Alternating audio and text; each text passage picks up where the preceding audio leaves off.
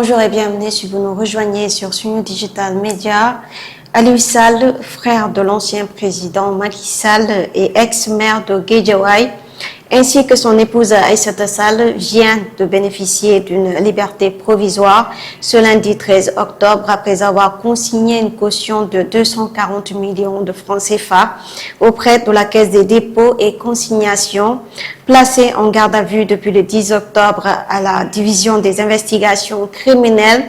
Le couple a été présenté au pôle judiciaire financier sur la base d'un rapport de la cellule nationale de traitement des informations financières. Les reproches portent sur des transactions jugées suspectes liées à l'acquisition d'un terrain aux Almadies et leur société civile immobilière dont Aliou Sall détient 99% du capital. Deux mouvements financiers ont attiré l'attention d'un versement de 170 millions de francs CFA présenté comme provenant d'un partenariat avec la société Serterme et un autre de 70 millions qualifiés de prêts personnels déjà remboursés. L'assentif soupçonne un possible blanchiment de capitaux, bien que les avocats du couple affirment que toutes les opérations sont justifiées et sans lien avec d'autres dossiers comme l'affaire Petrotim. Dans un message posté sur les réseaux sociaux, Aliou Sall exprime sa profonde gratitude. Nous ne trouvons pas les mots assez forts pour remercier tous ceux qui sont mobilisés pour nous soutenir. Notre gratitude va tout d'abord aux populations de Guédiawaye qui sont venues spontanément exprimer leur solidarité devant les locaux de la DIC et du pôle judiciaire financier. Nous exprimons notre reconnaissance aux communautés religieuses de Tivaouane, de Touba, de Mbour, de Medina Baye, de Medina Gounass, de Ndiassane, de la famille omarienne du Fouta et de la Mauritanie qui ont ardemment prié, qui ont envoyé leurs nombreux messages de solidarité. Il poursuit en saluant le soutien infectible des belles familles et de nombreux amis ont été présentés à toutes les étapes du processus. Mon frère Aziz, surtout mes enfants et mon épouse Bousso ont été particulièrement engagés à nos côtés. Merci au président Macky Sall pour le soutien.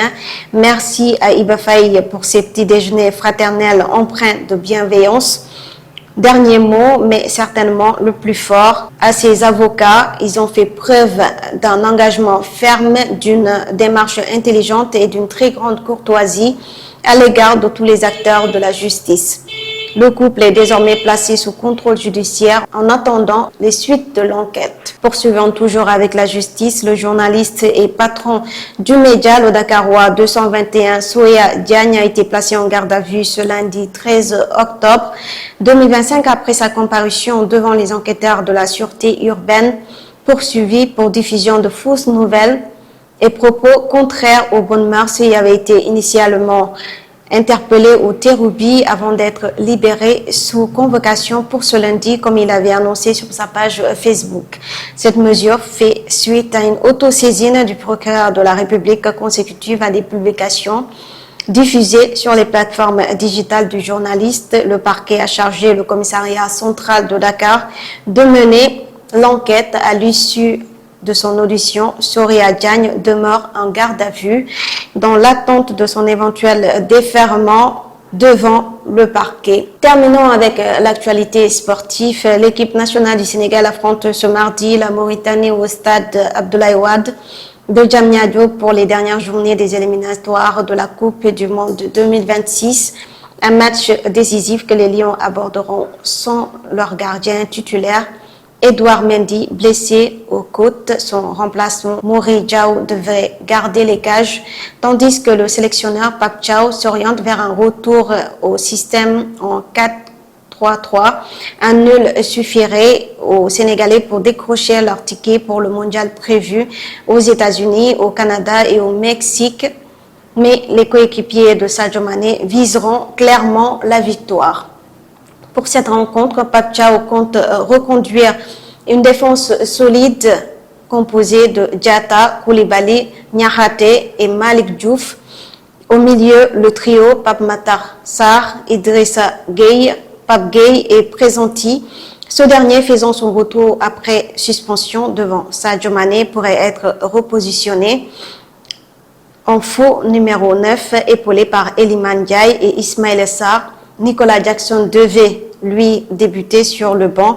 Une configuration offensive ambitieuse pour conclure une campagne qualificative presque parfaite et valider en beauté le billet pour l'Amérique. Merci d'avoir suivi Sunu Digital Media.